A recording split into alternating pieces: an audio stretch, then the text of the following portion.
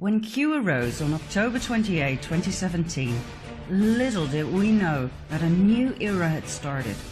Something big, something massive started unfolding before our very eyes, but most people remained completely in the dark. Through the Q drops, hints, clues and questions were planted like seeds, waiting for humanity to be picked up, researched and unraveled. Bit by bit, we, the people, woke up. Using other means than the mainstream media, the QAnons started communicating with each other through Facebook, Twitter and other social media. The same social media that was set up by the cabal to monitor the people 24/7 were now used to find each other and to spread news and findings. There was no stopping us anymore. People in France went out into the streets in yellow vests, showing President Macron that they no longer complied. What started off with small groups evolved into mass protests. For over a year now, tens of thousands of people have been gathering every Saturday. Not just in France, but in Spain, Germany, the Netherlands, Sweden, Bulgaria, Turkey, Poland, Hungary, Taiwan, Australia, Iraq, Israel. The mainstream media tried to make people believe it was just a fading phenomenon, but the people saw through their lies. George Soros then intervened in his own special way. He paid his people to mingle with the yellow vests and start riots. The ever-successful way to discredit a group of protesters with peaceful intentions made them look like vandals and aggressors. Soros's rats attacked the police. But this strategy didn't work either. His rats were not very smart. They forgot to put on yellow vests, and in the heat of the fight they shouted, "Paris, Paris, Antifa!" Then they forgot who they were supposed to attack, so they went for the yellow vests as well. Macron got scared. He told the French police to strike down the protests with all means necessary. But the police officers took off their helmets in solidarity with the yellow vests. What else could the cabal do? Use extreme violence.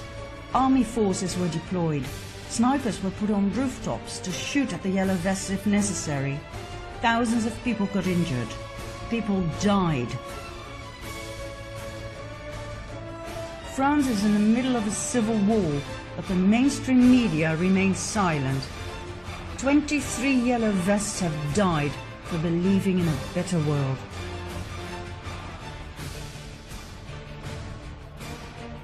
South America too shows massive protests, where people demand their corrupt governments to step down. The world is experiencing the biggest revolution ever. The worst nightmare of the cabal has come true. The people have woken up. And contrary to other revolutions that humanity went through in the past, this revolution is one of knowledge, understanding of how things are run by the elite, and the willingness to work together to create a better world. A revolution of the people can only work when there is help at the top. That help was never there in the past, but now there is. That is what makes this revolution different. We have an ally at the top, an ally that we refer to as Q. Q is a group of people, not an individual. The intel Q provides is top level. I believe Q comprises of Donald J. Trump and some of his most loyal army generals. Without the help of the army top, the plan that is unfolding would never stand a chance. But there's more to Q than meets the eye. I am convinced there are some secret components that will be revealed soon.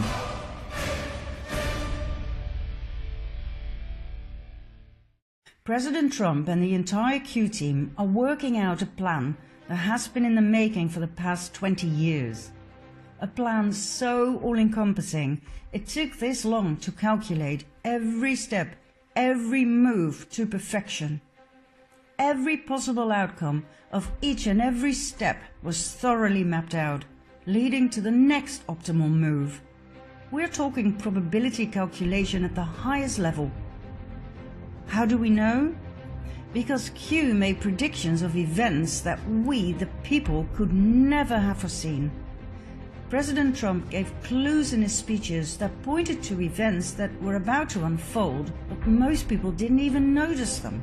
The mainstream media made fun of them, but the QAnons recognized them and realized just how brilliant Q really was. Let me give you a few examples. In the middle of a press conference in November 2017, Trump stopped a few times to take a sip of water from a small plastic bottle. It seemed weird, completely overdone. He repeated this a month later in the middle of a talk about national security. He held the glass with two hands like a child. The mainstream media went hysterical, claiming the president was either retarded or suffering from some degenerative disease. The Anons, however, knew immediately that he was pointing out something. The water bottle contained Fiji water. Fiji water is bottled on the Isle of Wakanda. In 1973, Wakanda was bought by a Canadian businessman, David Gilmour. In 1996, he founded Fiji Waters. In 2016, Claire Bronfman, heiress to the multi-billion-dollar Seagram liquor fortune, bought 80% of Wakanda from Gilmour and financed the setup of NXIVM on the island. Exactly, the sex cult run by Keith Raniere, who branded his initial into the women that he kept on the island as sex slaves, who were lured in by sweet-faced Allison Mack, the Smallville actress. The ball started rolling, arrests were made, and in April 2019, Raniere was found guilty on all charges, including racketeering and sex trafficking. Some of his victims were minors. Claire Bronfman and her sister Sarah pleaded guilty on all charges, as did Allison Mack. More incriminating things will come to the surface soon. NXIVM donated a large amount of money to the Clinton Foundation. Claire Bronfman was CEO of a company called Bronfman Rothschild, as was Evelyn Rothschild and his wife Lynn. Remember them from the previous episodes? Isn't it fascinating how the same key players keep popping up? There's one more disturbing thing about this case, which involves the Dalai Lama. In May 2009, the Bronfman sisters organized an event with the Dalai Lama in Albany. There was a lot of criticism towards the Dalai Lama. How could he connect his good name with a sex cult? But he decided to go anyway. 10 days after the event, the Dalai Lama Trust was founded. According to its tax filings, the trust received $2.2 million in donations in its first year. Was the Dalai Lama bought to connect himself to NXIVM? According to an inside NXIVM member, this was indeed the case. The Dalai Lama's office and the Bronfman sisters denied the allegation. Now that this has come out into the open, it would be nice if the Dalai Lama would at least explain why he went along with the sex cult or apologize. But instead, he blames Trump on unethical behavior.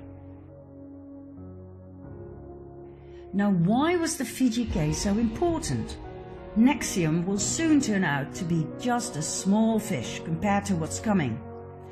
Think crimes against children, sex trafficking, and satanic child sacrifice. Think big names like the Clintons, the Obamas, and the Podestas. What Trump did was he started off with a case important enough to be presented to the people, but small enough not to completely shock them. He chose NXIVM to let the public get used to the major offences that are about to be revealed. This is what we call red-pilling the people, a term coined in the movie The Matrix. Do you want the blue pill or the red pill? If you choose the red pill, you will be shown the truth, and there's no way back. Here's another example of Trump's brilliant strategy. In June 2017, Melania boarded the presidential plane on her way to visit a youth detention center with Mexican migrant children who had been separated from their parents. She wore a coat with the text, "I really don't care, do you?" It was a strange choice, for the coat wasn't fashionable at all, and the text was quite provocative, to say the least. Once again, the mainstream media went into a frenzy, but the QAnons knew the Trumps were giving yet another clue. The coat turned out to be a Zara product. An investigation made clear that Zara made use of slave labor. As a result, Amancio Ortega, founder and CEO of Zara, resigned 6 months after Melania's action. Yet another clue that was being given by Melania was the fact that these children were not separated from their parents, but saved from child traffickers. More than 8,500 CEOs resigned over the last 2 years, many for unclear reasons, just like Q had predicted. Was Trump indeed draining the swamp like he had promised? One of Q's crumbs that was repeated several times was, "We have the server." It quite clearly referred to Hillary Clinton's server, the one she tried so hard to destroy before it would be used against her in a court of law. But how did the Q team lay their hands on it? The clue was given in Helsinki, Finland, when Trump met Vladimir Putin on July 16, 2018. Trump openly asked the audience, "Where is the server? Where are the servers? They are missing. Where are they? What happened to Hillary's emails? 33,000 emails. They're gone. Just gone. I think it's a disgrace." Remember the scene with the soccer ball? Putin handed Trump the ball and said, "The ball is now in your court." Trump took the ball and said, "This will go to my son, Barron." He then threw the ball to Melania. What was so special about the ball? Why the big smiles and the twinkling in their eyes? What was going on here? And why did Melania post a tweet with this picture later that year? Many QAnons agree on the theory that the content of the servers was inside that soccer ball, containing enough incriminating evidence to put a lot of people in Washington, D.C. behind bars for life. Try evidence for the Uranium One scandal, where Hillary Clinton, as Secretary of State, and with knowledge and approval of President Obama, gave Russia control of 20% of America's uranium by approving the Rosatom deal. The Russian company Rosatom had bought the Canadian company Uranium One in 2010, 3 years after the latter had purchased Eurasia, owned by Frank Giustra, our friend with the pedophile logo from Part 4. Remember? Giustra had officially stepped down after the purchase, so why did he donate $145 million to the Clinton Foundation right after the Rosatom deal was signed? Why on earth was he too embraced by the Dalai Lama? Why the hell did he get the Dalai Lama Humanitarian Award when he is involved up to his ears in child trafficking? Why did Bill Clinton receive $500,000 for a talk in Moscow right after the Rosatom deal was announced? Do you know what we're looking at here? Bribery, corruption, pay to play, money laundering, and high treason. This was the real Russian collusion. Oh, by the way, why did Trump say the soccer ball was going to his son Barron?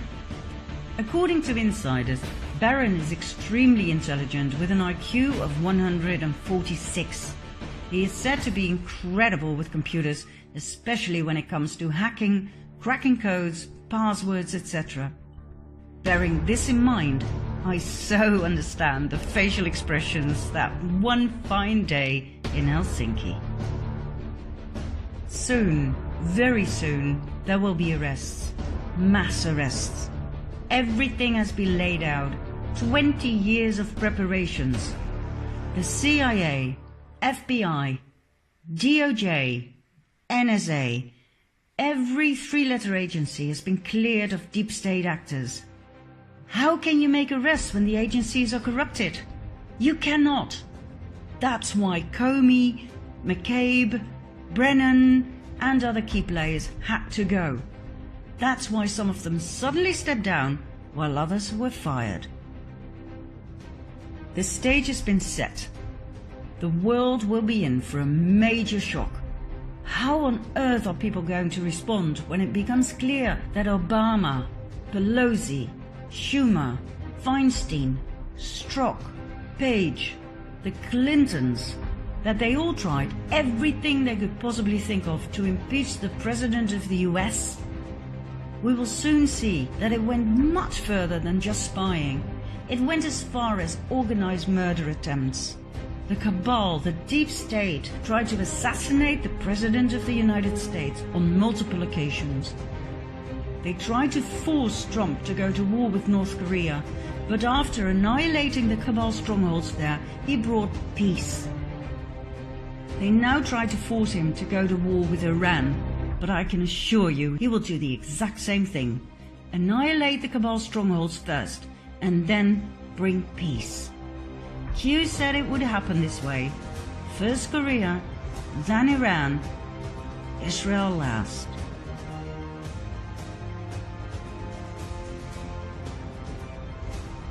Then there is Obama's high treason. Everything you were told about him by the mainstream media will soon turn out to be false, falsified on purpose.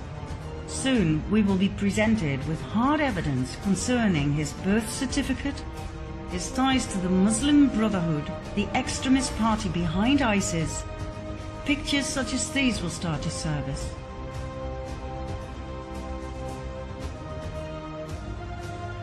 Obama and the Clintons integrated the Muslim Brotherhood in the American government at the highest level.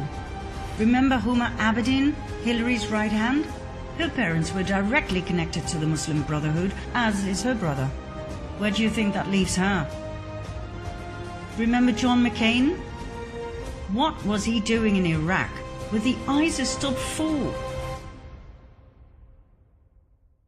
Why did Trump say they caught the 5 most wanted ISIS leaders? Not 4, 5. Did you notice something weird about the flag on his coffin? It was wrinkled. Only traitors get wrinkled flags. It was a code. High treason, death penalty. Did you really believe he died of cancer? Do you still believe Osama bin Laden was the enemy? That he was responsible for 9/11? That he set up Al-Qaeda? He was a CIA agent before he became the enemy. His American name was Tim Osman. Osama Osman.